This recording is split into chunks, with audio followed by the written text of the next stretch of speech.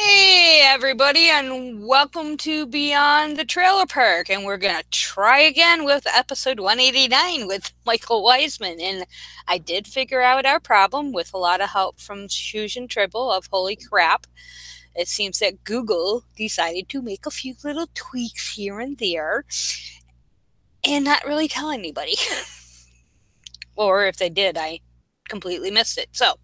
But I did get it finally figured out after 2 weeks of like, what the fuck?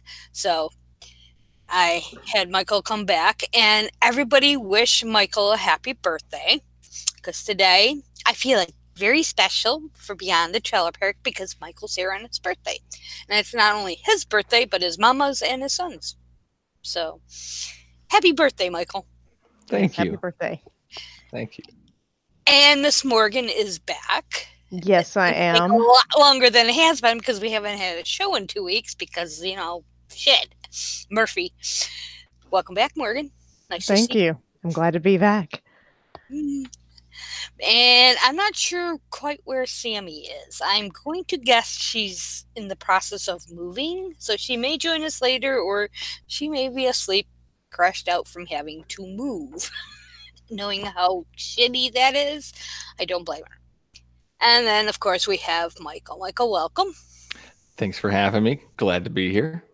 And it wouldn't be Beyond the Trailer Park if we did not say something about Notre Dame. And as I was just telling these guys like a few minutes ago, as much as I want to be really, really snarky, I'm not going to be, because I really don't think it's the place. As Triss noted in a posting, she wrote, "Oh, by the way, is it okay to feel sad about Notre Dame fire and continue to hate Catholicism at the same time?" And that pretty much sums up exactly how I feel. Because it's like, I feel very sad for the French population because Notre Dame is an iconic structure. And from the last report I read, anything wood is destroyed. And it was really sad. I happened to be watching the live report when the spire fell. And that was, I have to admit, quite sad to see because, as Morgan said before we went live, it's withstood World War II. It withstood the French Revolution. It withstood countless other wars and insurrections, and Notre Dame was always there. I mean, the physical structure of the church, the stone masonry, etc., that's still there. But anything wooden from the reports I read are gone. So yeah, and it had several architectural feats that, it was the first time you had certain architectural beams done in certain ways, and often the only surviving structures of that nature from that period, or one of the few. Yeah. Because, so many other buildings did burn, back in the 1200s and 1300s, were destroyed in wars and such. So it kind of was amazing that it did stand the test of time. Yeah, that's pretty cool. But at the same time, it does bring up a lot of questions. Like, who did it? Was it the devil? Why does God hate that church so much? Lots of different questions. It is sad, the architectural history and all that. But, at the same time, it just doesn't make a whole lot of sense why God would let a church burn. Yeah, I mean, well, the argument would, of course, as I was kind of saying earlier, half joking, is I'm sure somebody's going to have a hot take about how it's because Catholics aren't real Christians, and it's going to be a time to bring up some of that anti-Catholic stuff that I'm seeing kind of under the surface a little bit here. Hot take there, and then also it's going to be because Paris is gay. So it's punishment. I've already seen that, and it's like, are you're? No, I mean, I've already seen the conspiracy theorists saying it was a terrorist attack. So that's the only right winger. I mean, not even 5 minutes after my friend told me about it, and this was at 7:20 this morning. Mm-hmm. Like, it just happened, literally. And someone was already, I forgot exactly what it was. It wasn't false flag. But it was basically, I'm like, oh my God, we're not even 5 minutes into this. It's already said. It's like, yeah, I saw a lot of that too. I mean, it's crazy. I mean, I was telling Morgan before you got here, Michael, I've been knee deep in the whole Jilly Juice debacle because she's gone completely off the rails. And I don't know what that is. What's Jilly Juice? Jilly Juice is a salted cabbage brew that she claims is fermented, but it has 47,334 milligrams of sodium. Oh. Basically enough to fucking kill you.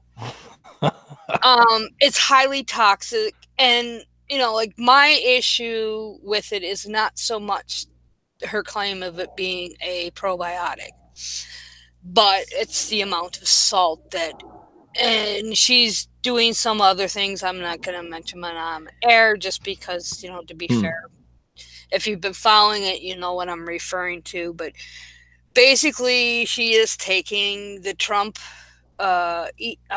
executive order from January where he said he's going to protect religious freedoms, and twisted that. This is just my opinion of what she's doing. I mean, there's so many layers, it's not even funny. It's worse than an onion. She's taking that to say that I don't care what you believe about the science, you know, behind salt. I believe. So she's trying to claim this as a religious belief. And it's something I said back in January she was going to do. And lo and behold, she has. But yeah, it's just like, I wasn't planning on writing anything outlandishly new until her third book would come out. She allegedly has a third book in the works, and it's being co-written with another author. Well, I don't even know if I would call him an author, but another author. And I was going to wait till that come out, because reading some of the snippets they've released, I'm like, oh God, this is going to be a one line by line debunk. I mean, that's how bad it is. I mean, but that's besides. But then to switch gears into like full slig, oh no, it didn't quite work. Yeah, it's a lot of work. I got sent a book by a listener, Christian listener. I'm going through it, and I'm like, okay, well, I have to dissect this now. And then after I'm done with it, I got to have him on. This is ridiculous. So, yeah, I understand each line, you know, you just have to rebuttal. And I started out initially with her second book. I started doing it by chapter, and a chapter for her could be a paragraph. Okay. And then as I got further into it, it ended up being line by line, which when your chapters are 5 paragraph max, it's not that big a deal. But yeah, and which kind of segues nice into our show tonight, because that's basically what I have to do. Yeah. We're going to return to a YouTube comment we got on Michael's last visit with us, which was I don't remember what episode, but when we first had him on, where we talked about God's killing in the Bible, etc., etc. And we're not going to redo the entire list of prats. We already covered that in episode 185 with Bryce. And while I don't generally like to return to topics, I will readily admit that these comments really got my goat. And it's part of the reason I don't do counter apologetics, because they are prats. But there were 3 specific instances within this screed that caught my attention. And the more I thought about it, I'm like, you know what? We should have Michael back on to talk about these. And they're a little bit different than what we talked about before. And even like as we talk, I'm still got ideas floating through my head. Hopefully not ideas about cabbage salt. So if I confuse topics, you know why. Everyone's favorite seasoning. Yeah. You know, I believe the overall argument that the commenter was making, and I'm not trying to call out the commenter, so I will try not to anyways, to use a specific name, just because it's not the individual, it's just that these are repeated prats over and over and over again that as an atheist, they become very redundant. But basically, I think with the overall, and we mentioned this with Bryce too, is that basically as atheists, we have no moral ground to make judgments against God because we lack those said morals. You know, it's your typical run-of-the-mill Pratt. But it goes a little bit deeper because and I don't remember if I brought this up with Bryce or not when we were talking with Bryce, is that the reply was basically, with a few edits here and there, a copy pasta from Matt Slick's website. And those of you that are familiar with Matt Slick know that he is a presuppositionalist. In other words, I'm going to prove God exists with God. So they want you to presume that God exists so they can prove to you that God exists. We'll come back to that. And then, yeah, it gets worse. Another point that was implied by the comment, at least to me, was that basically, if you're familiar with William Lane Craig, it's his divine command theory or the problem of evil. Basically, you know, it is God can do whatever the fuck he wants because he's God. So if he deems it necessary to slaughter 1 million innocent people, that's what he's going to do because God's good. Right, but they can't explain why that's good. That's the issue. Yeah. And you know, and then there's a third kind of idea, and this is associated with the whole idea of presuppositional apologetics, and I cannot say that word, and I don't think you can either, Michael. So, no. So if you hear slobbering over words, you'll know why. Is the idea of subjective versus objective morality or absolute morality. And as I said, this is part of presuppositional apologetics, and you will find it. Cy Tennant is one who broaches this, and Matt Slick is another. And there's some minor characters. I didn't get a whole list of it, but when I listen to... Would you consider Ken Ham to be a presuppositionalist? He is to a degree, but not as much as Eric is. Yeah. He has a book. Eric Hovind. Who is associated with Ken Ham. So yeah, there is a bit of presuppositionalist to Ken Ham, but more so Eric, who, you know, associates with him. So yeah, it's basically all they're doing is as the opponent, you have to agree to accept God to prove that God exists. It's a big old circle jerk.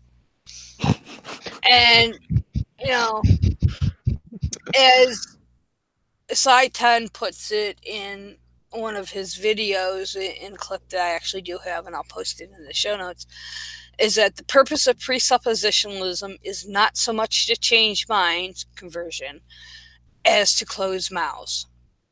And that, in a nutshell, for me anyways, sums up presuppositionalists, and why when it comes to that point I usually bow out, because it's like, I don't believe in God in any way, shape, or form. I'm not going to suppose, for argument's sake, that he exists to prove that he exists, because that's like really bogus. That's when you throw in your own deity. Yeah. You know, well, how do you prove it's not my deity? How do you prove it's yours and not my magical invisible dinosaur deity? They can't. The most that presuppositionalism will do is get you to a deistic God. But I believe, and I could be wrong, that Matt has a tendency to try to take it to the level of his specific God, and you get it. And I mean, we're not going to get too heavy into the philosophy of it, because, and this is one reason why I will not argue with presuppositionalism, is that philosophy is not the right tool for the job, in my opinion. and I know a few other people, Deb being one of them, who also believe the same thing. I'm not saying philosophy is bad. I'm just saying that when you get into all this fancy footwork, you're losing the point of the conversation. It's kind of like saying, "Were you there? Were you there?" Yeah, that just shuts down the conversation. Which is a dumb thing to say, because it's like, I know about all kinds of things that have happened, like, going back to our discussion about Notre Dame, like, I know the French Revolution happened. Was I there? No, I wasn't, but that doesn't mean it never happened. Like, it's literally like the pics or it didn't happen joke people make. Well, terrible excuse. It's I mean, delving into the apologetic tactics, to me, we're going to be very surfacey about it. Yeah. I mean, we could spend hours. Trust me, Deb and I used to, and we were on the same side on apologetics and counter apologetics, and you're going to get nowhere. I took classes in college on apologetics. Okay. And to me, discussing disjunctive syllogisms is not my cup of tea. And I highly doubt it's you guys's. It's like, no. And that's why I say philosophy is not the right tool for the job, because, I was taught in one set of classes concerning the application of apologetics, one thing, and then I went to another class dealing with basically missionary work, and their ideas were opposing. I mean, in my apologetics class, we were taught to defend the faith, not to make apology for it, but to defend the faith. But in my missionary classes, we were taught that the Bible was so easy a 5-year-old could understand it. Then why the fuck do you need apologetics? You're always not the author of confusion. You must have got confused about that. Yeah, I mean, I was still a believer then. It didn't really challenge my faith per se. Yeah, it did get me to think a little bit, but it was like, apologetics never made sense to me, even back, when I was in the thralls of my religious experience. I just could not, for the life of me, rectify that 2 points of view, because they were so diametrically opposed. And that's how, I look at apologetics, and to me it's just, it's fun to play with, and if I have time I will get into, does God exist arguments and all that crap, but now I'm just like avoiding them like the plague. But for some reason this comment just really got to me. And as I said, one of the first things she brought up, and it's something that we talked about, Michael, was the atrocities in the Bible. Mm. And I have a list of 50 of the 150 plus atrocities mentioned in the Bible. Nice. Yeah, that was fun. Actually, I stole it off a website who happened to have the exact same information. But always let somebody else do the hard job, Yeah, I think my list was only like 22, and then I was just Googling. I don't know what I was even Googling, and this came up, and I was like, oh, okay. And two of the ones we had talked about on your episode were, God sending the 2 she-bears to rip apart 42 boys for making fun of a prophet's bald head. And that's 2 Kings 2:23 and 24. And then a second one that we had talked about was God slowly killing David's baby to punish David for adultery. And that's in 2 Samuel 12:14-18. Mm-hmm. And there are, as I said, there are 150 of them, various atrocities that God allowed within the Bible. Onan for spilling his seed is another one I think we might have touched upon. And but I'm not going to list all. Does it decipher between the ones that he allowed to happen and the ones that he actually caused himself? That's a lot of times they'll ask about that. They'll be like, oh, well, he didn't cause it. He just allowed it to happen. No, actually, he's the one that did this personally. He came down and killed the kids. I think it has both mixed in. I wasn't, as I said, I was looking for something else and this popped up. So I just, kind of saved it, but one of the things, just to be forthcoming, I mean, 2 caveats that I learned. And we're going back a good 30 years now, folks, okay? It's been a long time since I've been in college. In regards to interpretation, and I'm fairly certain a majority of atheists approach it from this direction. I maintain a very literal view in the sense that, basically the literal view asserts that a biblical text should be interpreted according to the plain meaning conveyed by its grammar, construction, and historical context. It's the meaning corresponds to the intentions of the author. Now, when I was in school, my professor compared that to what he called literal interpretation. And that would be, the best example would be the Sadducees and Pharisees. They, the whole jot and tittle, the whole, they were very legalistic in their viewpoint. While, depending on the text that is warranted, I don't approach it from that way because we have the resources to determine to a very good degree what was meant by the text. The problem is interpretation of what was meant, and that's where you have to go to historical context of the time, and that's why I use that text and not become very legalistic. Stephen Anderson is a good example of being legalistic. Your fire and brimstone preachers are like that. They take what is written, but they are very legalistic about it. I mean, they don't look at the culture like the 2 texts in Leviticus concerning homosexuality. They don't care what abomination means. They don't care how abomination is used within the Jewish culture over time. They take it as it's an abomination, therefore you die.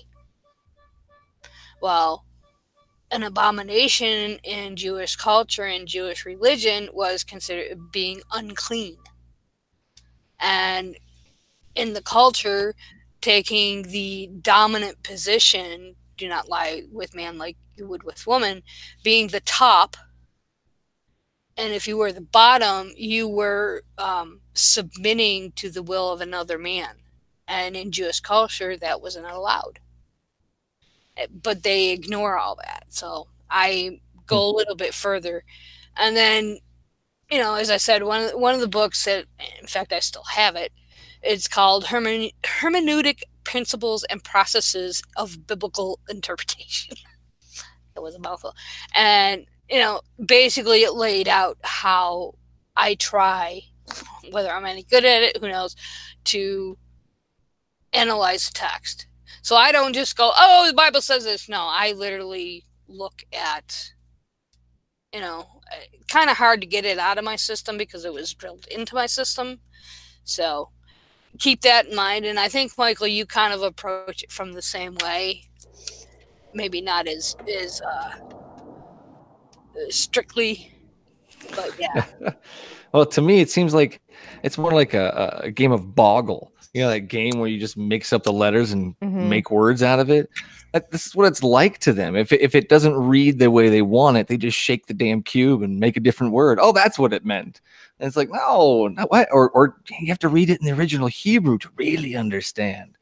Yeah, I know 1611 King James only people that will not accept the original Hebrew or the original Greek.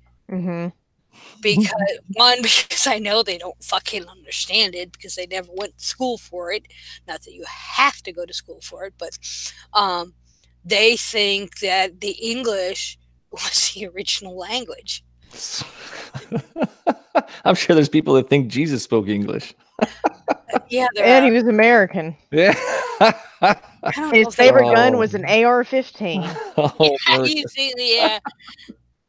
And I know we're making light of it, but you can take this whole thing about interpretation and to extremes from both sides, not just from the Christian, the theistic or Christian side, but also from the atheistic side. I personally try not to do that. Most of the people I know that I interact with on a daily basis do not do that.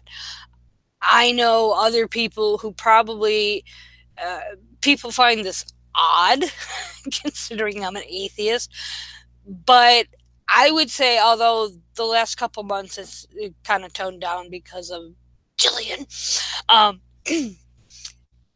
I actually, for lack of a better word, do a Bible study almost every day.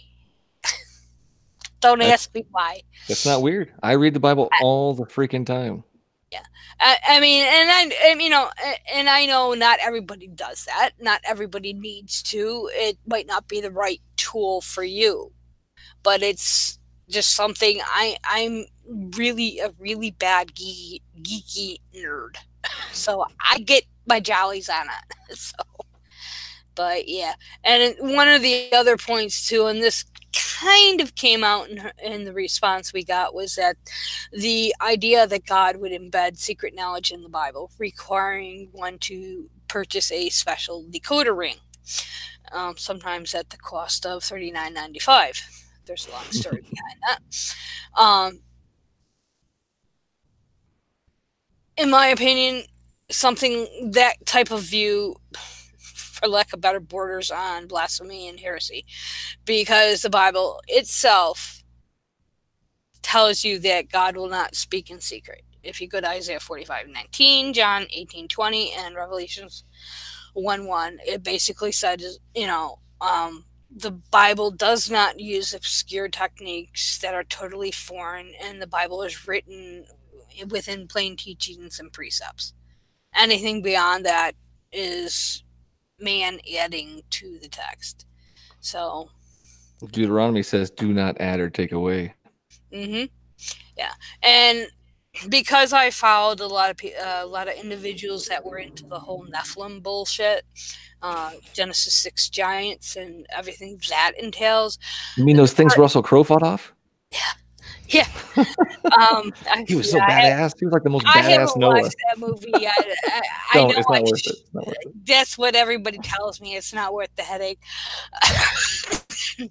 But yeah, some of these, I mean, there were a few that you literally had to buy their special decoder for $40. So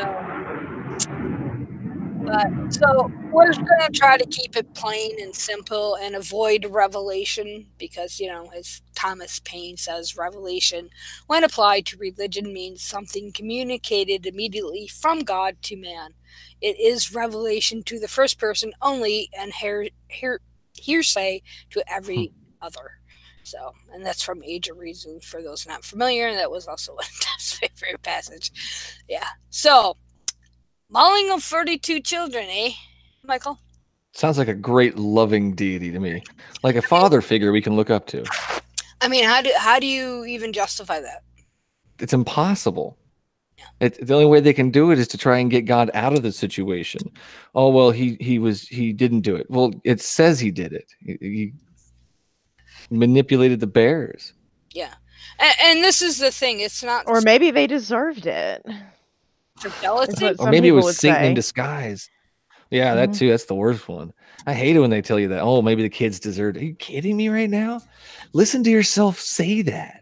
Oh. Yeah, but yeah, and this is what I think, especially when people use this verse specifically, or this passage specifically, is they try to justify this. William Lane Craig does it, and I'll throw a link in the show notes later. There's a link to Matt Slick's attempt to justify this passage, and it's like, you're trying to justify this.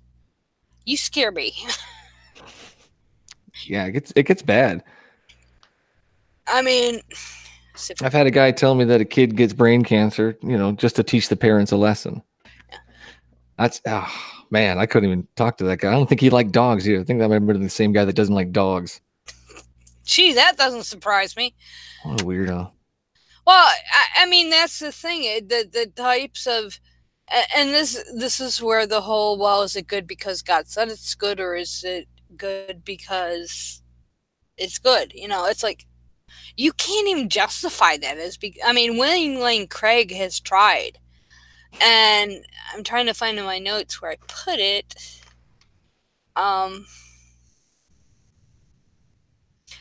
I mean, it was funny because I went through, I don't know, there was quite a few YouTube videos on this whole morality issue, and this is what it comes down to: is you can't morally justify this as being good, and they're trying to say that as atheists we have no right to judge it, and it's like, yeah, we do. I mean, if you can't determine that, killing or mauling, because some say they weren't killed, they were mauled. Torn apart. Disassembled. Yeah. Yeah. Disgusting. Yeah, it's like, how in the world? I mean, like, as I said with William Lane Craig, I mean, basically the nitty-gritty of his entire divine command theory argument is because God is God. He can do whatever he wants. So if he wants to violently destroy the entire nation of innocent people, he's morally allowed to do so. Right. And if everything that God does is good, does that make drowning, starving, and torturing children a good thing? I mean, it's impossible. Yeah. And not to sidetrack too much, but this is why the whole issue of faith healing and allowing your children to die because you refuse to get medical help, this is what they use to justify it. Terrible. It's like, no. And just prayer in general. It's kind of it's such an odd thing. They think their God knows everything, but at the same time, they're going to ask him for something. But they think his plans are perfect. But hey, you know what? Could you change that perfect plan just so I can find my car keys? It's just prayer. Well, that's not to get off on the side. No, it's actually kind of related, because if you think about it, prayer in general, not just, prayer for a sick child, you're asking a being who allegedly, according to some, because not everybody believes this, has a divine plan. So our life is predetermined, right down to our last breath. So us little peons are supposed to pray to this deity that has our entire life planned out to change his mind. Aren't we arrogant? Perfect word. I mean, it's like, seriously? We're not that special. In fact, we're not special at all. We live on a floating rock that's traveling umpteen miles around the sun in a galaxy that's enormously huge on a planet that wants to kill us. Yeah, we're special. No.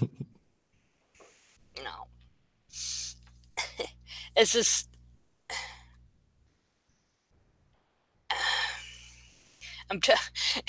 I went over my notes with Michael the other day as I was reading. I'm like, what kind of drugs was I taking? So I'm trying to make sense of my fucking notes. I thought you fixed that. No, I ended up getting into poop cult bullshit, and yeah, and then weekend happened for work. So yeah, once Thursday nights go by, it's pretty much a crapshoot, literally. Yeah. No pun intended.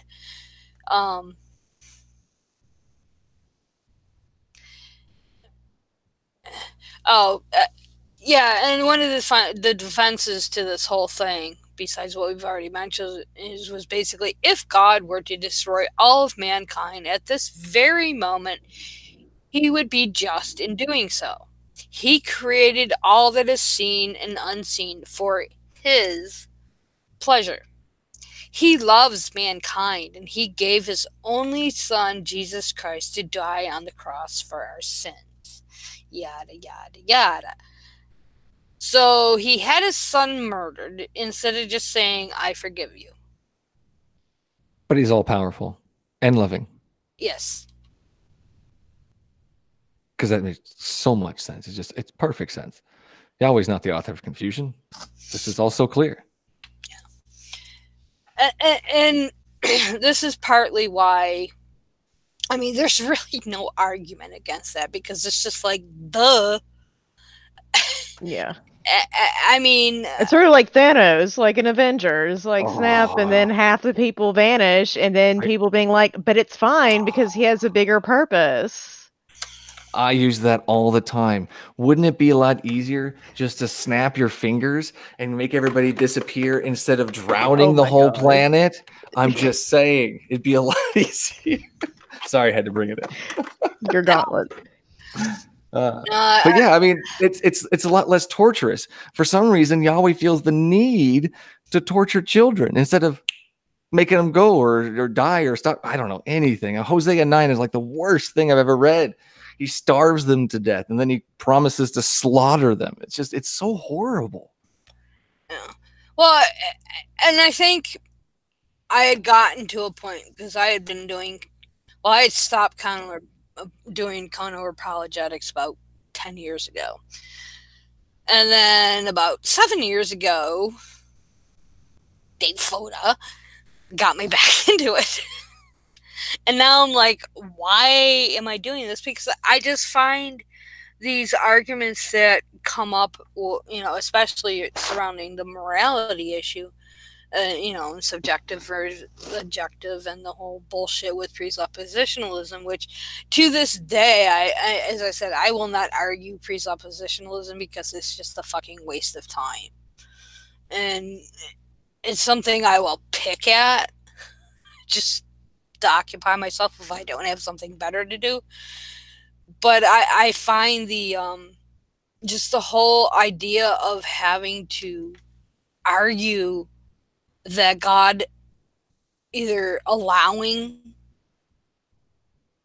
genocide or committing genocide himself in some way, shape, or form. Out of regret. Yeah, out of regret. Yeah, I mean, he knew he was going to regret doing it, but he did it anyways. He did it anyways.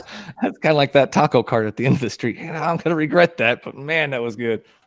Yeah. I just find it really just beyond comprehension. It's silly.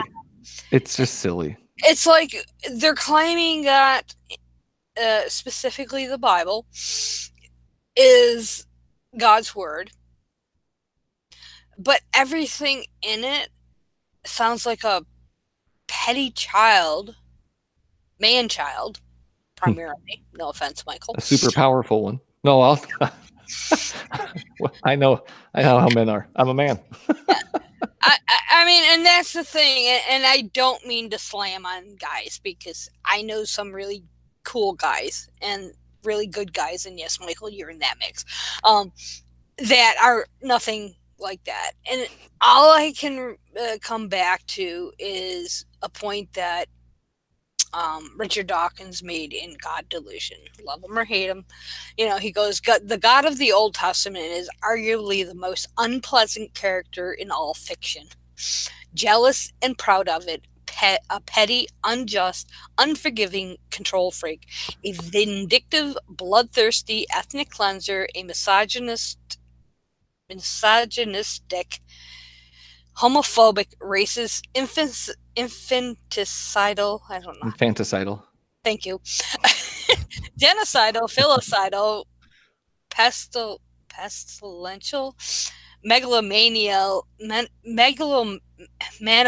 sadomasochistic, capriciously malevolent bully. That sounds like a lot of guys, especially on the far right. It sounds, I mean, that's not the concept of a God that I would have or did have. I mean, that's what I think really started to change my mind was that my notion of God or what a God should be and what I was being taught and what, I studied in the Bible didn't match. And I Yeah. didn't think my view of what a God should be was that off the wall. That's why I tell them, just read your Bible. Actually pick it up. Stop reading that little part you highlighted and that part over there. Pick it up and read the damn thing. Do you got your Bible handy, Michael? Always. Ooh.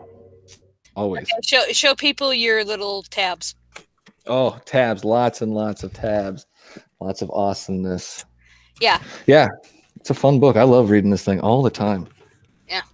I mean, I know Christians that have Bible sticky notes too.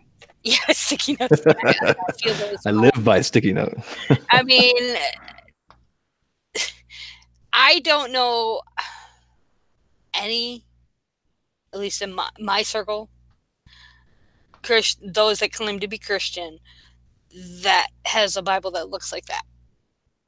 I keep the damn thing in my car half the time. Yeah, but your show kind of necessitates that because you have to travel to make sure you're in a two-party state. Which explain your show a bit so people that are new might. Oh yeah. So I'm the host and whatever of a show called The Bible Says What. It's a little podcast I put together. I call and talk to religious leaders from across the world. I talked to a lady from Africa, so I can say from across the world now. Yeah, it's a lot of fun. We have a lot of fun. I do get some people that get angry and hang up, but I do get a lot of pastors and authors and whatnot that like to have coffee afterwards and whatnot. So I mean, it's a friendly conversation, but I'm pretty blunt and straightforward, and that kind of not everybody's cup of tea. So, but yeah, it's a fun show. Yeah, I came across this show. God, how long has it been since we had you on? Probably about 3 or 4 weeks before we had you on the first time. So probably about a year ago. Mm-hmm. And, this is why getting your opinion on this comment, per se, topic, I thought would be interesting because it was directed at, well, I don't know if it was specifically directed at the show. I think she just chose a video and posted a comment because there's other comments scattered through, and I tried to get it all onto one page because I was like bouncing around between different pages. Like, I can't do this. It's like getting into a online debate and you're like in 5 sub-threads of the original thread and you're like, what? I don't know. Especially with Twitter, it just goes weird like that. That's why Twitter drives me bonkers. It's crazy. They need to change some stuff on there. I mean, they do, but it's just like a hell site that it's like a bad car wreck. I can't look away from it. And I know it's not good for me, and I know it's probably traumatizing me, but I can't stop, and I have a problem. Yeah. All right, there. I just picked it up again. I follow all of these right-wing religious. Oh, I don't do that, but yet I see it. Yeah. Somehow people are like, I think it's important that this be in your timeline, and I'm like, thanks, I appreciate it. Just so you know, I'm asking my invisible friend to keep you safe. Yeah. Well, it's more like just incredibly dumb right-wing stuff that people take screenshots of and post, but and I'm just like, wow, I think I'm dumber now today than I was before I read that, but slowly but surely. I just can't stop getting into it. Like I pick and I poke, why does that work? How does that work? Why do you believe that works? Stuff like that. I can't stop myself. It's addicting. It's a problem. I'm past the point of nihilism and not caring anymore, but that might have more to do with me being a cool millennial. So there's that. Well, I think that goes too. I mean, a lot of one of the things I know when I first became more vocal, because I wasn't really one to spout my opinion, but then Facebook came about, And I won't say it's because I can hide behind a keyboard, because I'm pretty out in my public life as far as my atheism, being lesbian, etc., my bipolar. I don't really hide that. I never have. But with Facebook, I became a little bit more confident in my arguments. So when we decided to start Beyond the Trailer Park, I was like, oh yeah, okay, I'm ready. I'm ready. You're doing all the PR shit, not me. So that's why Dab did a lot of the guest host, being guests on different shows, because I am not a public face type person. As I say, I don't have the voice for radio, and I definitely don't have the face for radio. And we're not really radio because we're on YouTube. So I don't have the face for video either. But yeah, I'm just not that comfortable, being on the spot, because I really have to think about how I answer things, because I'm the type that will just spout the first thing out of my mouth or off the top of my head and be like, oh yeah, Beth stuck her foot in her mouth. But yeah, reluctantly podcasting, reluctantly having those conversations. Well, it's funny because most people don't realize I've been podcasting now for 10 years. Wow. Congratulations. That's a long time. Yeah. I mean, we've been doing Beyond the Trailer Park now almost 5. I think we're coming up on 5. I have to double check that. Maybe it's 4. But I had a different platform where I did 2 shows as well. Paranormal. But yeah, she was a ghost hunter. Yeah, I didn't get so much into the ghost hunting aspect as I did into the whole psychic woo. Oh, yeah, Deb was the ghost hunter. Yeah, Deb was more the ghost hunter. I mean, I'd been on 2, if you want to call them that, but I was more into the whole the psychic shit.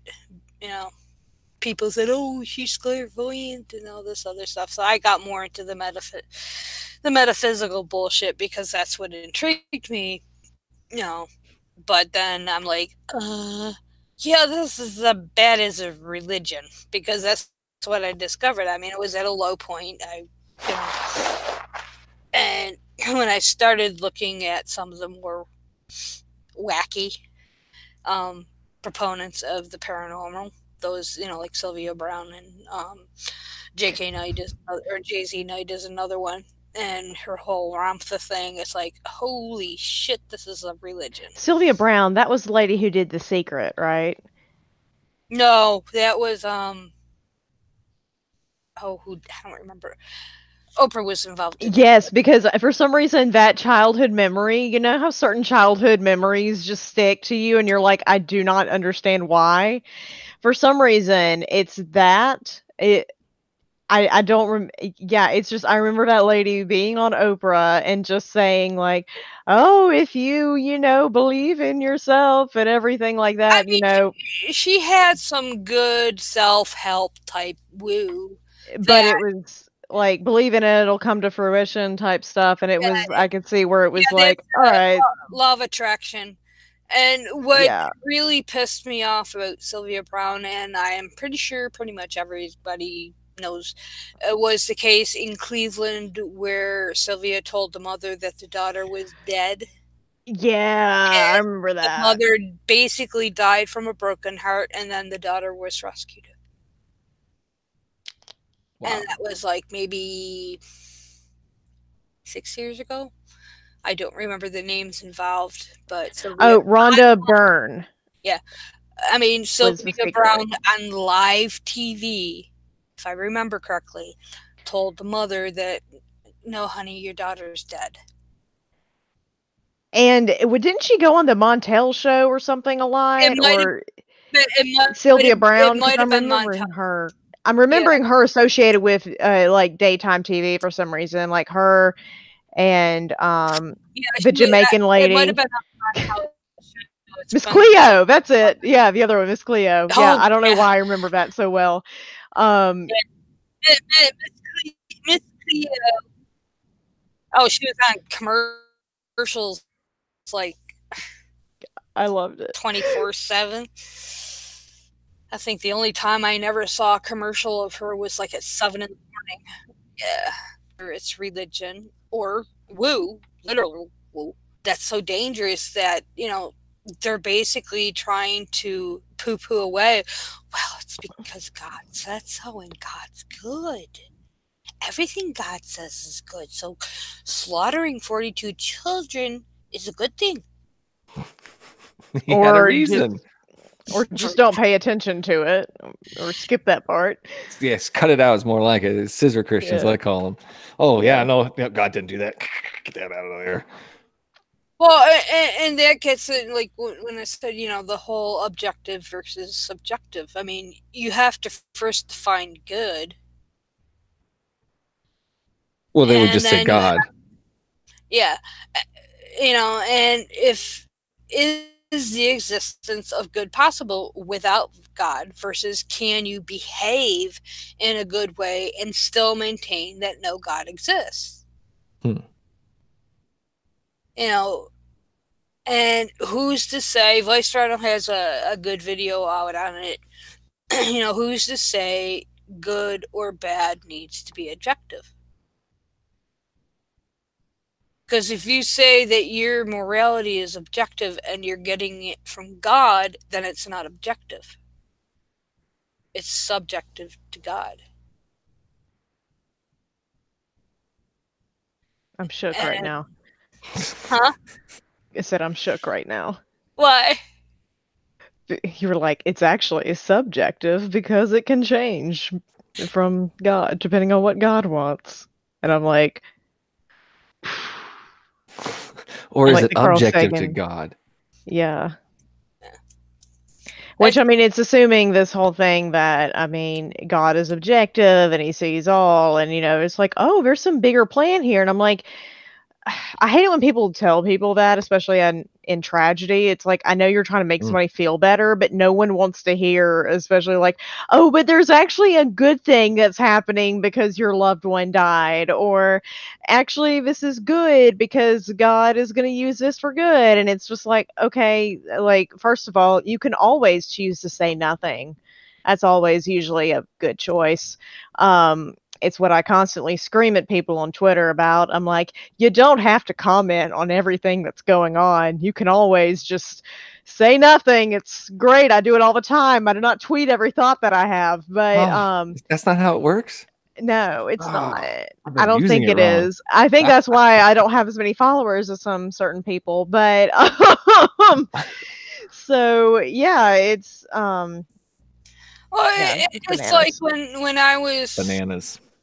Let's say I was been 24, 22, somewhere around there, when my girlfriend was killed in 1988 in a car accident.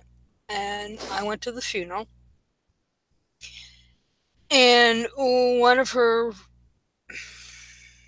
friends, relatives, I'm not quite sure, basically came up to me and said that I had no right to grieve.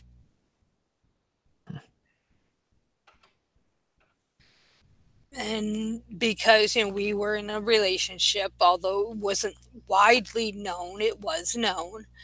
And she goes, well, you have no right to grieve because you're not a Christian. And I'm like, yeah, I am. Well, you couldn't be because, you're gay. And I'm like, well, so is Wendy. Oh, no, she wasn't. She recanted. I'm like, no, no, she didn't. But it's like, I had someone say that, and then not even 20 minutes later, maybe an hour, oh, God has special plans. That's why God allowed her to die, basically. And I'm like thinking, what fucking special plans does God have that's going to come out of Wendy's death? Please explain that to me. Yeah, and it's like, I get you can find meaning out of tragedy, or you can like use that to, advocate for certain things, or to, try to, make it have sort of, I guess, for lack of a better word, a meaning for your personal life. But just to tell people, oh, it's part of this universal plan, it's just like, bitch, you don't know me. Like, you need to chill with that. What tells me, not thinking about it now, is that she was killed in 1988. It's now, what, 2019? And as far as I know, at least from my perspective, and I am still in contact with a few people that knew her in college, nothing has become of her death. No great laws were passed, no inspirational quotes were created, no memorial funds in her name were done, nothing. And not to belittle the fact that my girlfriend was fucking killed in a car accident, but nothing has really, and it's not to belittle her life, because she was an amazing person. She was one of the few people at that time who got me, who stuck, by me. I mean, I was going through, alcohol and drug issues. By that point, I was pretty well deeply into it. But she stuck by me. Not many people did. I lost a shitload of friends because of it. But she was right there, right up until the day she died. I mean, but that's on a personal level. As far as I know, and I could be wrong, nothing has really, become remotely special about her passing. So to tell me that God had special plans in her death, I'm like, no, that hasn't come to fruition yet. Maybe in the next 20 years, although I probably won't be here. Or that God was calling them home. Yeah, he needed God, I had that. them in heaven. Yeah, I'm thinking for what? She was 22 years old. What possibly could he need a 22-year-old for? That extra angel, just had to have one more. Yeah. But yeah, and this is the type of rationalizations that come out of, oh, God is good. This whole, you have no morals because you're an atheist or whatever. You could be a Buddhist or you could be any other religion. I mean, no, you have to believe in this specific God. And why haven't I eaten my children already then? Exactly. I mean, I get hungry. I have no morals. Yeah. Children are tasty. Are they? Well, I don't know. That's what I hear. Yeah. It's crazy. Yeah, I mean, but the fact is that these people would say, and I know I've talked about this multiple times on the show before, but when people are like, oh, well, if it wasn't for God, I wouldn't have any morals. I'm like, okay, well, you keep believing in God, please. And how about you take some steps back from me and goodbye. Let's lose my number, shall we? Yeah, like delete my number, block on every social media platform there is, and stay the fuck away from me. But yeah, I know it's just like, okay, so secretly you want to be a bad person, and this is the only thing that's stopping you from being like a serial killer. So that's it's not great. Some will say yeah, some will tell you, oh yeah. I've actually had, in fact, not to keep bringing up Deb this episode, sorry. We were in a debate in one of our debate groups, and this guy literally said, because we asked point blank, if God told you to kill your son or daughter, I can't remember which, would you do it? No hesitation, yes.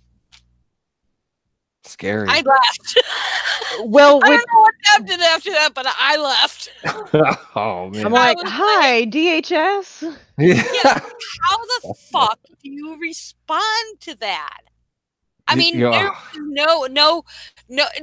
was none, no hesitation. I'm talking like as soon as we finished typing, he put yes. I mean, didn't even think about it. Didn't have to. It's God already going to tell him something, and he's going to do everything as God tells him to do. Yeah. Which, man. Oh, man. Which, I mean, there are people who have done that, like, who have had these delusions, and they're like, oh, well, I thought it was God telling me to whatever, and so they kill their children, and again, it's obviously not God telling them to do that. It's well, and that's the thing. I've written numerous posts about it, or posted articles concerning it on my blog. I mean, was it 2-3 years ago, maybe longer? I mean, there was a spat from January to May where parents were killing their children in exorcisms because they thought God or the devil was telling them to. It's like, oh man. But yeah, I mean, it's like when someone says that to you, it's like, how in the hell do you even respond? No, I'm like, okay, please keep being a Christian. Thank you. Goodbye. I don't even think I got that far. I think I just left the account because I was just like, goodbye. Totally gassed. I mean, I knew that type of mentality existed. Scary, but that they'd be so upfront about it too. That they'd be upfront. Yeah, that's something. Like instead of saying like, "Oh, God would never ask me to do that," which that would still like I would feel a lot better with that answer and be able to accept that than, oh well, because again, it's like I don't really care what people personally believe as long as they don't like push on others. But it's just that it always inevitably I feel like kind of comes to that. But yeah, it's when you start doing things like that, like, oh yeah, if God told me to do this to another person, I would do it. And if it's something like horrible, like kill your kid or kill people who don't believe like you or discriminate against people because God said it's okay. And yeah, it's like a lot of our policies today. Mm-hmm. The whole trans ban, the caging of migrants coming up from South America. I mean, I about puked when they showed the picture of in El Paso with them under the bridge where they had caged up some of the migrants. I'm like, oh, flashbacks to Nazi Germany. Hello. Not that I was there to witness it, but I've How do you know? Were you there? Yeah. I mean, yeah. It's like, oh my God, no. Ken Ham is going to be a fucking Holocaust denier. Don't give him any ideas. Well, Kent Hovind is. I know that for a fact. Oh God, yeah. I don't know about Kent Ham, but I mean, and that's the thing. A lot of what's coming out of the right, and I'm talking the extreme right, there's a lot of anti-Semitism, and it's biblically based. I mean, there's a lot of hate and bigotry and prejudice and put whatever words you want there. Religion poisons everything. And it's all they're justifying it with the Bible. Yeah, I mean, they're not just to borrow from him. The thing is where I've kind of started to diverge. Most biblically based president. Morgan? Oh, yeah. Morgan! You're cutting out a little bit. Okay, yeah. So the thing is where I've started to diverge is I do think that, yes, religion is part of it, but also I do think it's also this thing of, just being as cruel as possible, which I'm starting to see, it's like I've talked about on the show before, where I have seen where there are atheists that are supporting these policies. Plenty of them. It would not surprise me. Plenty of them. So, it's, I used to think, oh, well, religion is the, big thing out there, but now it's so much deeper than that. And really a lot of it is a lack of critical thinking, in all aspects of your life. But, it's like, oh, well, I figured out that there's no God, therefore I must know everything about everything else because, I must be pretty smart, huh? And it's like, no, you're not. You're a dumbass like everybody else. Well, they say sometimes atheists aren't the most critical of thinkers. No, they're absolutely not. And it's, and you can see it's kind of like becoming, I've noticed it, particularly, if you look at younger people, they're like, oh, because, people also would say, oh, well, racism's going to die off. Fuck no. You see the Unite the Right rally, there are like people my age there. Yeah. In their 20s and in their teens even. So and a lot of them are atheists, because if you go on any of these like Reddit forums or anything like that, there's a lot of right-wing, far right-wing bullshit on it. So, well, I think too. I mean, I how to phrase this to make sense. I've kind of am in a bubble in a sense that I know a lot of people that I associate with are not like that, and it's through you specifically, really. And this is not a slam on you, by the way. I've had my eyes opened a little bit, and I'm like, oh, damn. I mean, it's hard.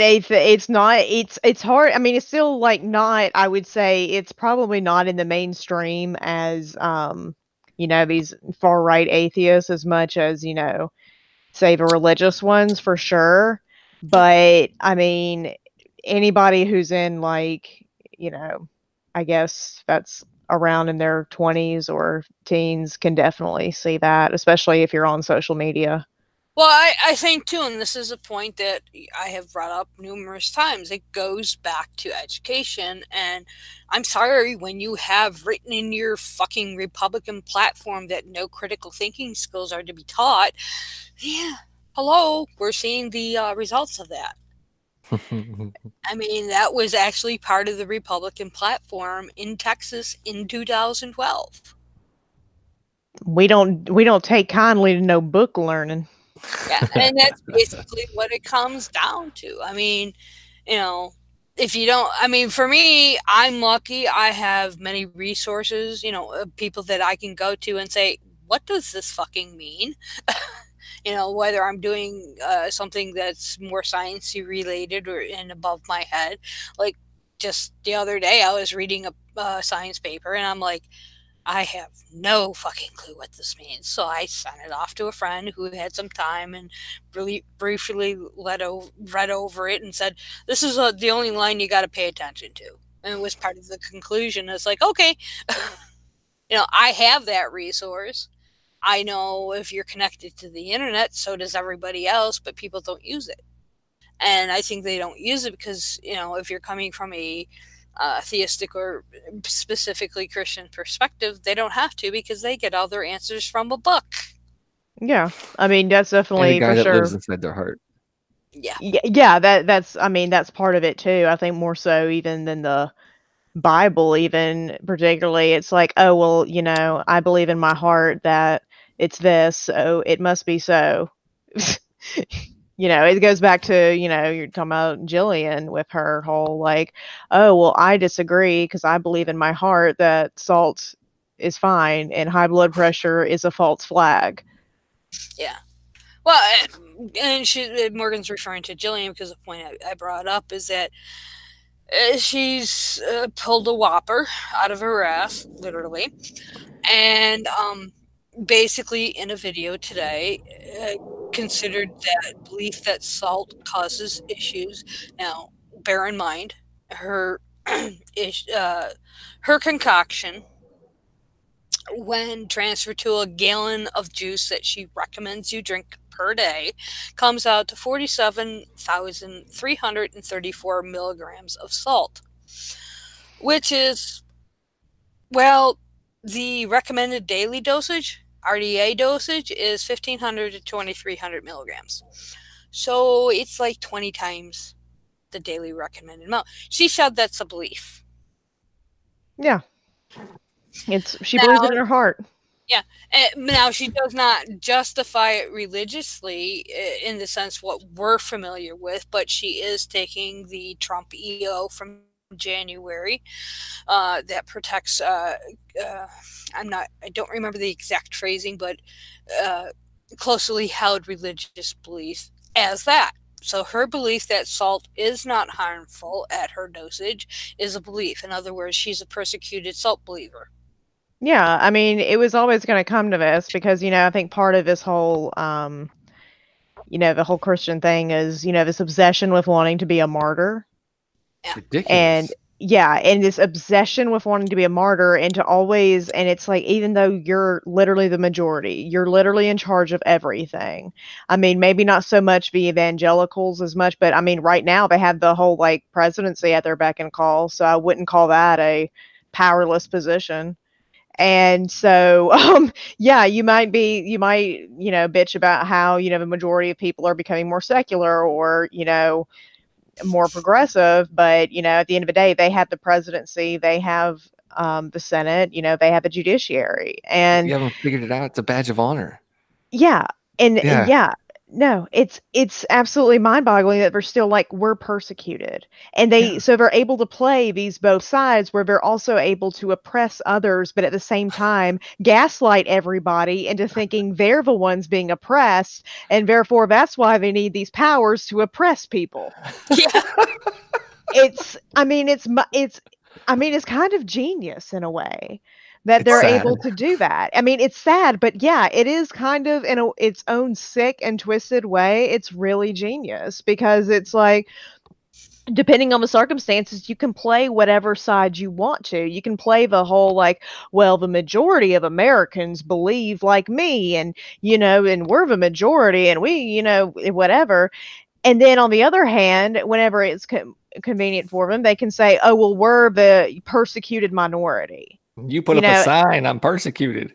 Yeah, and it's like, you cannot be both, but yet they have figured out how to make the narrative somehow just completely skip over this whole fact that, hey, wait, that's a hell of a lot of cognitive dissonance there.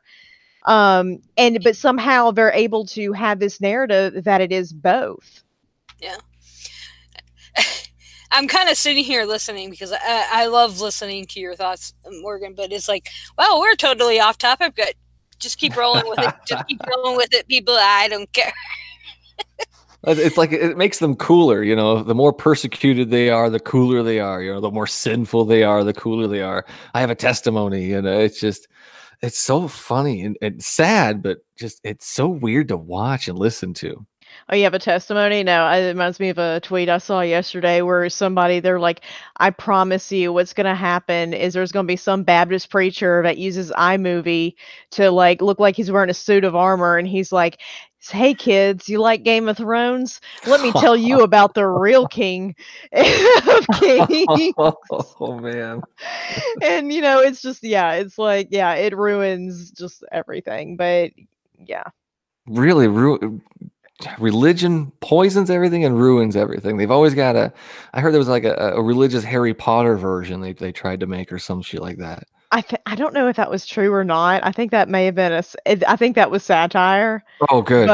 But it was still very good satire. It was very funny. It made me laugh really hard because I could kind of see how a mom was like, oh, I'm trying to be cool, but I don't want them to read that devil book, because that's immoral. Reading reading Harry Potter is immoral of all things. But it's a trick. Yeah. Yeah, it's because the devil's going to look, it's always that thing. It's like, well, the devil's supposed to look beautiful and it's supposed to be fun and everything. Right. And I'm like, all right, okay. Yeah, he hides in cartoons. He waits for you in there. He's hiding and he's tricking you with these cartoons. Oh, you like it? Well, this is the devil. Yeah. Anything that's not, it's like what I've heard from other Christians, or from, I guess, Christians. Not all Christians, hashtag not all Christians, obviously, but throw it in there. But when they say, well, if it's not God, it's the devil. And I'm like, there's lots of things that are not specifically God. Does that mean everything is the devil? Like, how do you live without just like screaming and in terror, like down the street? Yeah, I just don't understand that. No. The mentality is just beyond me. Yeah. Well, you deal with, I mean, I know in your conversations with your, guests, if you want to call them that, targets. Targets, it's so ominous. Some people don't look what they're getting into before they get on the show. Yeah. But it's like, I mean, what kind of, as you said, mentality do they bring? because I know some of the conversations you've gotten into, especially concerning the atrocities, one I know you had mentioned quite a couple times when we talked the last time, was the whole David killing his... Second Samuel, where his David and Bathsheba's kid. Yahweh decided to torture the child. He said, I'm going to give it a sickness for 7 days, and then 7 days later it died. And Yahweh literally tortured the child to death. And then if you read in 14, it says he did it because his enemies disrespected him. They showed contempt towards him. So he tortured a child because the enemies showed contempt. How the hell is this a good guy? How is he the good guy in this story? It doesn't make any sense whatsoever. It's such a disgusting thing. And there's no defense for it, except for he went to heaven. That's the best one I've gotten. You know, oh well, he's in heaven. Does that, you know, it's bad, but bad. Suffering for 7 days. You know, we're just gonna again skip over that. Cut it out. They cut it out and get my special scissors. My Bible scissors. Oh, I like it. My Bible X-Acto knife. Oh man, I don't have anything left. The holy X-Acto knife. That's a great idea. But yeah, that's one that always killed me, because it's also, because I'm like, isn't there also a verse that says children shall not be held accountable for the sins of a father? Right, but then you go to Exodus 25 where he says, I'm a jealous God punishing children for the sins of their fathers up to the 3rd and 4th generation. I mean, and then you can tell me that there's no contradictions in this damn book? Come on. Yeah. And I'm like, well, what the hell did they do? So frustrating sometimes. Yeah, and the thing is, it's that mentality, for lack of a better word, that dribbles down. I could use another route, but I'm not going to. Just think pedophile priest. That dribbles down to the congregation. I mean, there's a clip when I was countering some of Steven Anderson's bullshit, you know, the one who wants to execute gays. Primarily, and he's not very nice to women either, but he won't execute everybody.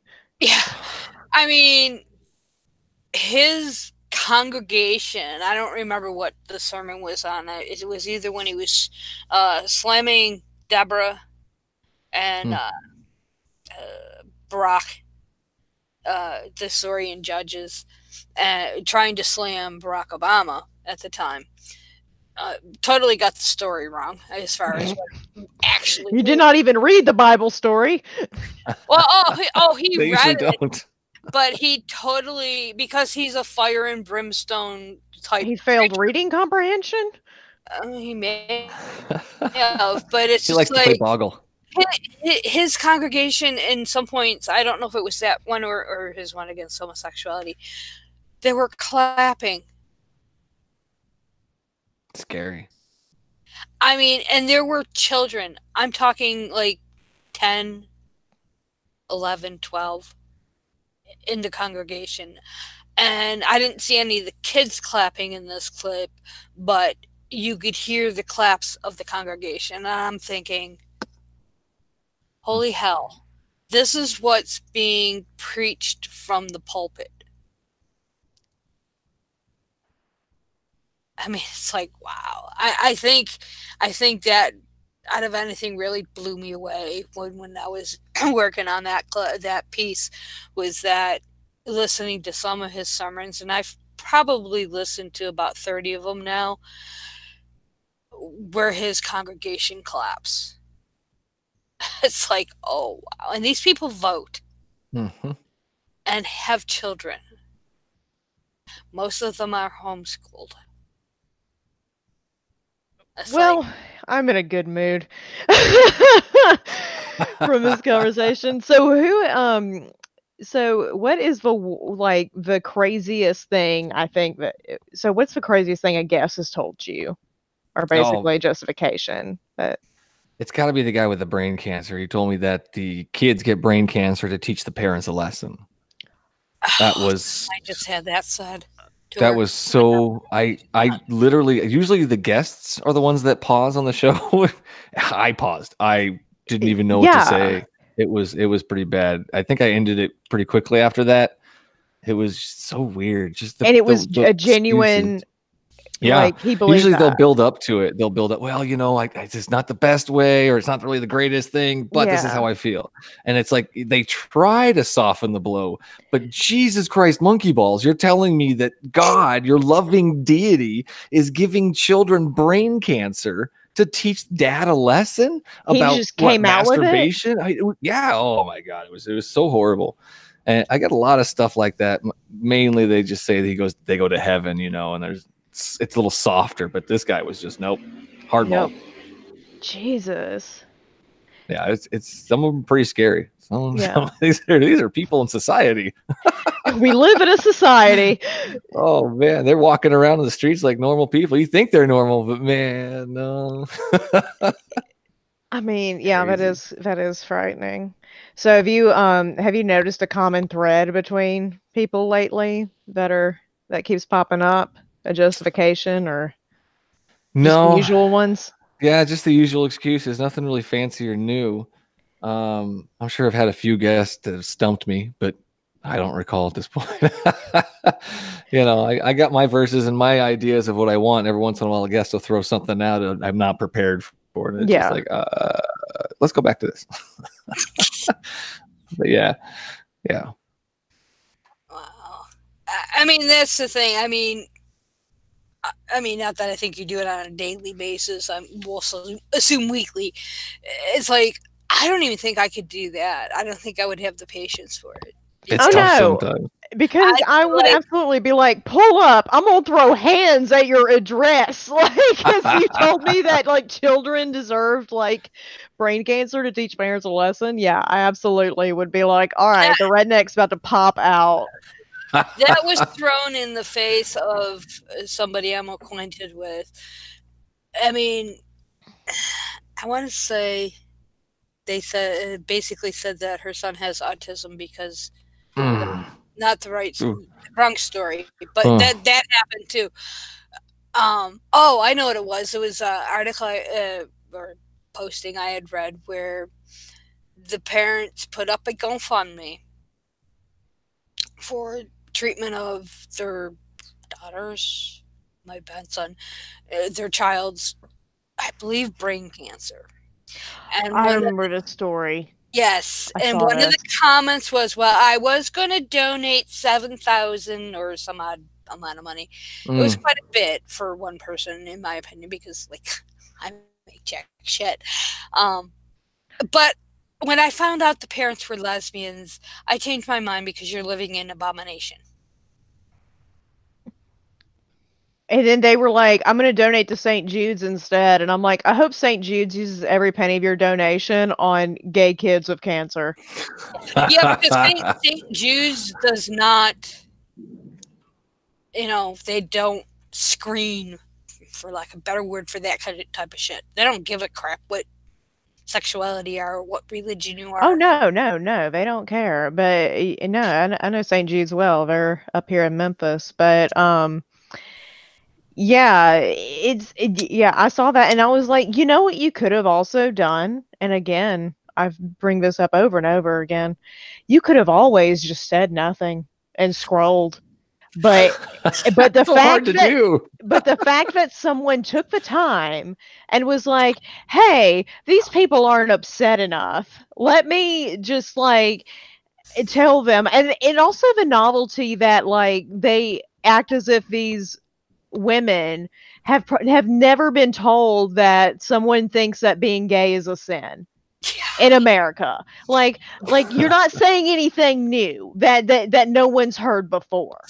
And the fact that you took time out of your day just to be hateful and be like, well, I would have donated, and just hanging that money over people's head and being like, oh, well, you didn't live the way I wanted, so I'm going to take my $7,000 and go. And also, I guarantee you that person probably does not even have $7,000 in their fucking bank account. I know. I mean, I don't either, but I'm not offering to donate like, $7,000 to people because I'm like, I'm broke. I got student loans. If I remember correctly, the posting that I saw is she posted it, the comment, I believe, now I could have this wrong, on their GoFundMe page. Oh, yes, it was. It was on their GoFundMe page. Yeah, because I saw that story as well. are you serious? I mean, I know one of the hardest decisions I had was when I had my strokes was asking y'all for help. It is one of the most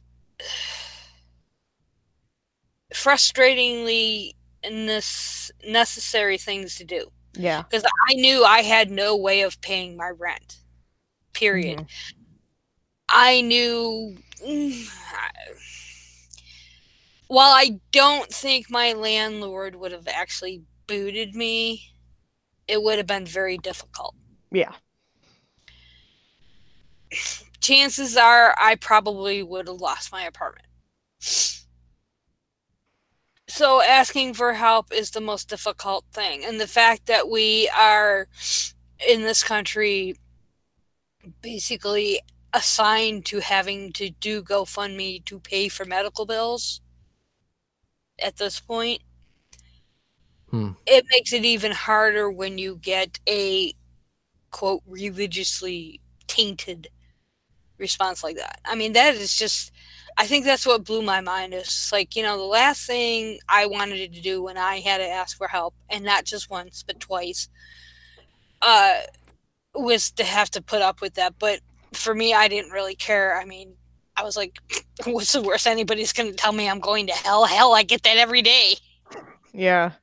But it's for like, a parent, or parents in this case, having to do that for their child, I mean, that has gotta, I mean, there's gotta be nothing worse than that. I mean, I wouldn't even be able to fathom the emotions that we're going through. And then to get a comment like that, it's like, yeah, and then people are like, "Oh, well, if you don't believe it, then why are you letting it upset you?" And it's like, because it's a person being hateful towards you. It's a person that is taking time out of their day to be awful and mean to you. It's like, yeah, I don't believe in hell, but when you're, if somebody is going to, scream that in my face, like, obviously, I'm like, Jesus, this person must really, they took time out of their day to say something that they felt was hateful towards me. And it doesn't feel great, when somebody acts with that kind of animosity towards you for no reason. And especially when you're going through a period of, grief and just, stress like that. Like, you're already stressed out, and then you have this Yahoo screaming at you. Like, again, like, I mean, even if you were the most just hateful person in the world, I'm sure this person could have easily just scrolled. But the fact that they took the time out to specifically address them, and not even to say it in private and be like, oh, well, yeah, it's because they're gay, but to say, oh, well, I need to specifically address this towards them. Mm-hmm. I felt the need to get the point across so badly to them. Yeah. Well, not the right way to do it. One of the things I've always kind of said to myself, and I have said it out loud, is that as far as what people say about me, I don't really give a shit. Because my philosophy has always been, if they're focusing their ire, their bigotry, their hatred onto me, that means that somebody else, aka, we'll say, like Sam or any of my other LGBTQ friends, if it's focused on me, it's not focused on them. But like you said, Morgan, they specifically targeted those people. And it's like, it's just bizarre. And all because they don't like it, or it goes against their God. Because their book tells them it's bad. Their book was talking animals and blood magic. Yeah. And that's why I think your show in general, Michael, is important in a sense that if you really boil it down, like, I mean, just some of the examples that you talked about on your last episode, especially, like, I think the one that really got me, besides the she-bears, but that's been like my favorite story for, I don't know how long, probably 20, 25 years, because it's just so asinine. But the one about David and the son, where he specifically tortured that child for 7 days. I was like, I don't remember that story, but I remember that night I went and looked it up, because I was like, yeah. I mean, and as I said, I have a list of 50, different atrocities, and from the source I initially got it from, they had 150. And just to give people an idea, if I can find it, 14 pages of notes again. There we go. They have, okay, we all know about the God killing every firstborn Egyptian child in Exodus. Personally, he personally came down and slaughtered them in their sleep. Yeah, God killed 14,700 for complaining about his killings. That was from Numbers. Damn, I've been killed like 80 times. Yeah. Amalekite genocide in 1 Samuel's. God killed 70,000 because David had a census that he or Satan inspired him to have. That's an actual contradiction. That verse contradicts itself with another story. Exactly the same. It's just Yahweh is replaced with Satan. So who tricked him? Was it Satan or Yahweh? Oh yeah, I read that wrong. It said that either big difference. Yeah. Either way, 7,000 people died pointlessly. So yeah, I mean, I read it wrong. It says God killed 70,000 because 70. David there it was. Had a census that he, God, or Satan inspired him to have, and the 2 Samuel 24:15 versus 1 Chronicles 21:14. That was it. 1 Chronicles. That must be the contradiction you're speaking of. Right. Yeah. Then you have Jephthah sacrifices his daughter to God as a burnt offering to pay him back for helping him slaughter 20 cities. I don't remember that story. Yeah, but she had her time in the mountains. That was, yeah, such a weird story. Yeah. He said he was going to sacrifice the first thing that came into the door. Oh, that one. Okay. Yeah. All right, I remember that. I mean, what do you think is going to happen? A goat's going to come and greet him? Oh, you're home. No, I mean, it's not a chicken, not a dog. It's going to be obviously a family member, a close family member, most likely your own child. Yeah, I remember that story now. I'm just not good at that. Of course, we have the flood. There was flood. Vengeful rainwater. Then in Numbers, when the people complained, God burned them to death. Sodom and Gomorrah. Such a disgusting story. Sodom and Gomorrah just totally. It's one. I mean, it ties into the whole issue of homosexuality in the Bible. So I have a perverse interest in it because of that. But it's just like, I mean, Ezekiel point blank tells you what the sin of Sodom and Gomorrah. And the funny thing is, if you go back and look at early commentaries, I'm talking pre-1955, because that's when the commentaries actually changed, there is no mention of homosexuality. There were a few scatterings between the 1st and 4th century, but nothing like what we have today. In 1955-ish, 56, 57, the whole, what's the word I'm looking for? The whole gist of the commentaries all of a sudden changed to homosexuality. And that interpretation. What happened in mid-1950s? And I've referred to this 1,000 times on the show. I know I have. Red Scare. McCarthyism. That's when the commentaries changed. If you look, you could actually see the changes, because like if you were to take all the various versions of the Bible going all the way back to the Vulgate, you can see how the word changed. The word like arsenicote and malquay changed in the New Testament. Basically, the general gist was effeminate male.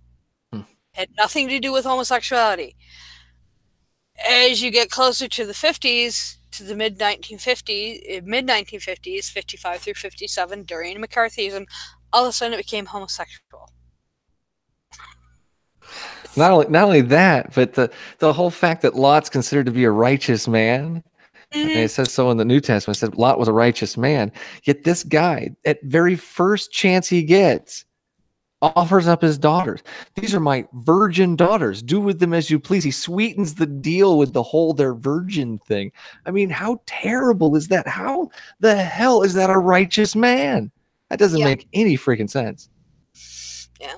And then, I mean, it goes on and on. There's like Elijah kills 450 religious leaders in a prayer contest. God kills 1 million Ethiopians. The Midianite massacre. That's in Numbers. We mentioned Onan for spilling his seed. I mean, it's just on and on. And it's like, and this website. These are fun. Let's keep going. Oh, okay. If you're having fun with it.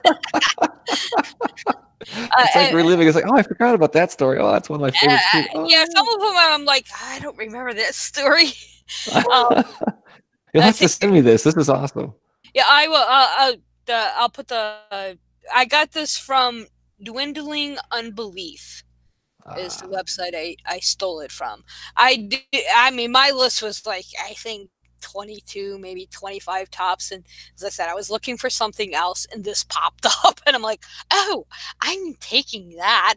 So kudos to Dwindling Unbelief. And this was a post published in 2010. So it's been out there. How I missed it, I'll never know. But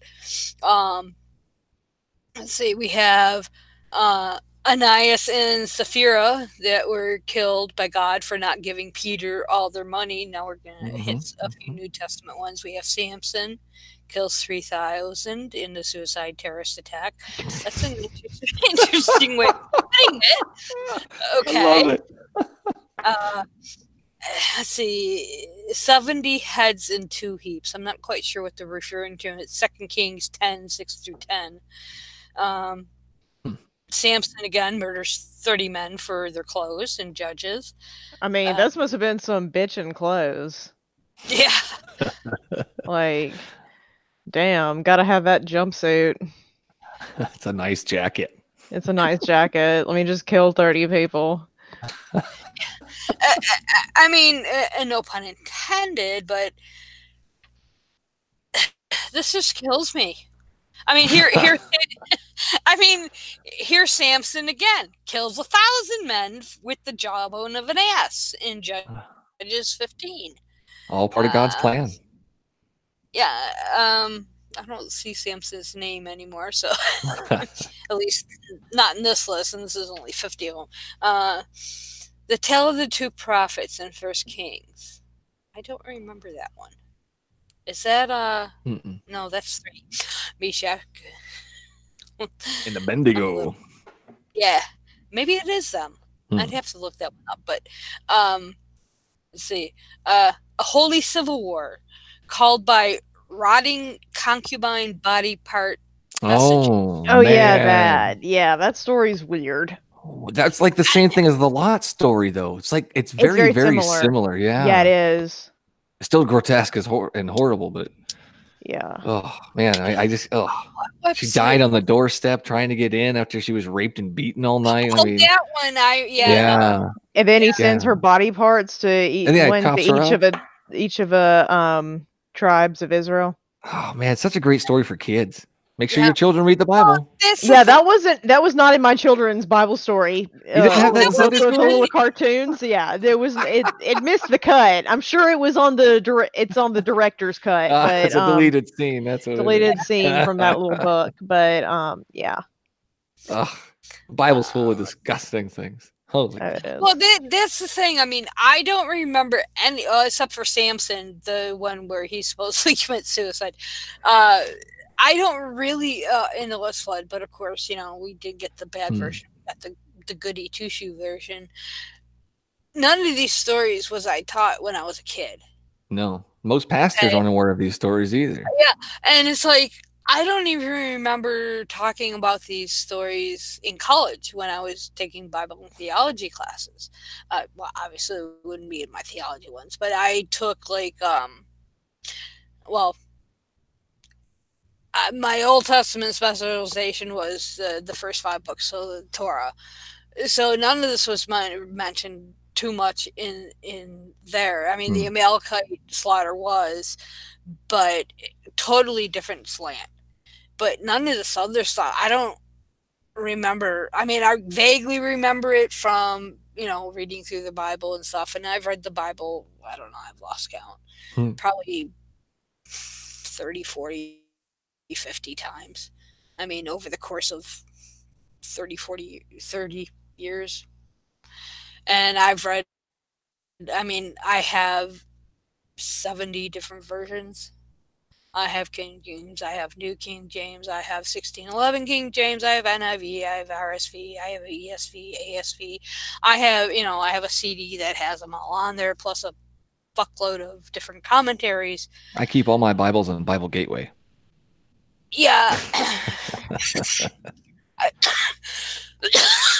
Well, with this new computer, I have almost a terabyte of, just on the tower, I have almost a terabyte of storage, so I'm not worried about the CD being on. If worse comes worse, I can just pop the CD in there. But I also have Bible Gateway.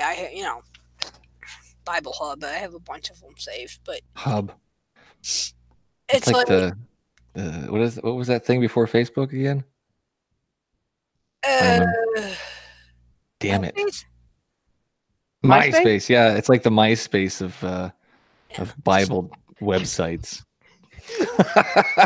I don't know. It just looks old. It's harder to use. I like Bible Gateway the best. Yeah, everything's in Comic Sans. Yeah. There's nothing wrong with Comic Sans. I thought I was the only one that liked it. No, for some reason, I've always liked Comic Sans. I don't know why, and I know people make fun of it, but I think because it was a bolder text and it was easier for me to read. That's true. I thought it looked fun.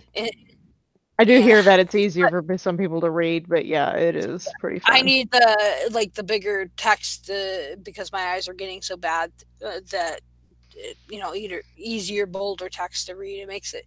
I have to throw my magnification up to almost 200 to read my screen. That's why if you see me squinting, it's probably at regular resolution. But yeah, then we got David kills 200 Philistines for their foreskins. Oh yeah, God hates foreskin. Yeah, to buy his first wife, by the way. Phineas's double murder stops God's plague after 14,000 were killed. That's a lesser known episode of the cartoon Phineas and Ferb. Oh. Oh man. But yeah, the list goes on and on, and I just find, it's bad enough trying to justify the sheep bearers. But there's over 100 examples of atrocities committed either in God's name or by God himself, and they say we have no morals. Right, we're the ones. Or we don't have the moral standing to judge God because God is God. And whatever he does is good. Even starving, drowning, and sending wild animals to tear up kids. Yeah. It just kind of blows my mind. Inconceivable is what it is. Yeah. Well, I don't even get how a normal, everyday Joe could even accept that type of rationalization. I don't think they do. I don't think they really think about it. And that's the thing I find too, is a lot of them don't even think about it in that way. Well, God is love, God is love, God is love. And then I come along and yeah, but he's a child killer too. And then it's like a brain fart and they got to come up with an excuse real quick. And a lot of them do that. They'll just off the top of their head, but later on, they're still thinking about that question. Why did God torture that child? That really doesn't make a whole lot of sense. And they have to shove faith in there to make everything work. But well, it's like it goes back to the Euthyphro dilemma. And it's basically, is murder wrong because it is wrong or because God says it's wrong? If murder is wrong, whether or not God, the Bible, says it's wrong, then morality doesn't require God. But if murder is wrong just because God says it's wrong, then morality is arbitrary. So which is it? And again, if God murders, how is it bad? Yeah. But, one of the general retorts I get it's against God's nature. Yeah, but God defines God's nature by the Bible. Therefore, his nature is still arbitrary. Ridiculous. So if God's nature is determined or defined by something or someone else, then it's beyond his control, meaning God is not a requisite for morality. They just don't get that. And it comes down to special pleading, which, we all have fun with. I've got this book, you see, and it's got all the answers. Yeah. I got this book. It's in the book. Whoever would have thunk that that freaking phrase. That must have been so frustrating for what's his face? I can't remember his name. Bill Nye, to be sitting there and just everything. It's in. I got a book, and it's like, dude, shut up. I understand you have this book, but listen to what the fuck I'm saying. From what I understand, and as I said, these are just opinions per se, but supposedly that's basically what his thoughts were, was like, you have a book of fairy tales. It's full of magic. Yeah, so it's like, well, somehow we've managed to blow through almost 2 hours. We got a little bit off topic, but hell, we have fun. That was a blast. I appreciate it. Yeah. Well, happy birthday. Yeah, happy birthday. Thank you. I mean, it's a funky way of spending your birthday. I would not have it any other way. I mean, I know that's how I would, but I'm weird, so I don't count. Color me weird, then. I love it. I mean, I'll take 3 days off just so I can sit there and research something, and people are like, "Oh, what'd you do on your time off?" Sat in front of my computer for 3 days. That's normal. I learned a bunch of new shit. Yeah. That's kind of normal for me. I mean, yeah, my days off, other than Mondays, are spent frantically researching, and I don't mean in a lab, stuff on the internet. No animals were harmed during the making of this? Yeah. No. I have trouble using that term, researching, because basically I'm doing a literature review. I'm not researching anything, but it's a part of it. Yeah, well, I kind of have cringe at it, because I do have friends that actually work in a lab, and they're like, it's like one of the things they get, especially those that are pro science and are very vocal about it. It's like, well, I did my research on Google U, and they're like, so Wikipedia said it was true. Yeah. But Michael, tell us where we can find you. All over the place. The Bible Says What is on Facebook under BSW, I believe. BSW the podcast is also what I go by. BSW the podcast at gmail.com is the where you can get a hold of me. Also Facebook, Twitter, Instagram, YouTube. I used to do a weekly show, but I'm kind of two shows a month right now. Work and kids kind of get in the way of things. So but yeah, it's show's still going. It's a lot of fun, man. A lot of fun. And I do highly recommend it, because some of his episodes, when he catches the pastors or ministers off guard, are just priceless. Yeah. I mean, Dr. Phil on not too long ago. Not the Dr. Phil, but a different one. He was a lot of fun too. The spicier ones are always fun. He was from Philly, I think it was Phil from Philly. But yeah, it's always fun when you get a spicy one in there. They don't play so nice. Yeah. Well, how can they? There's really, how can they? They can't answer the questions. There's really no way to defend these actions. Yeah. So, they either hang up or, divert or play Boggle. It all comes back to Boggle. It always does. I'm telling you. It's a feeling or Boggle. I'm just going to change it and make it whatever I want. Yeah. And Miss Morgan, where can we find you? All right. Yes. You can find me on Twitter at Mostring. That's Mostring. You can also find me on Instagram under that same handle. You can also find me on Facebook, Morgan L. Stringer. And for now, that's it. Oh, do we have something in the works? I have an idea, but Uh-oh. it's just an idea. I got lots of those.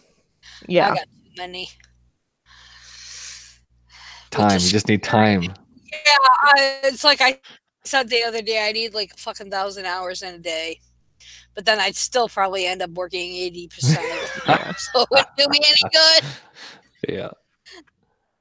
It's like, yeah, work gets in the way. I mean, don't take me wrong. I like my job and I have pretty much the perfect schedule.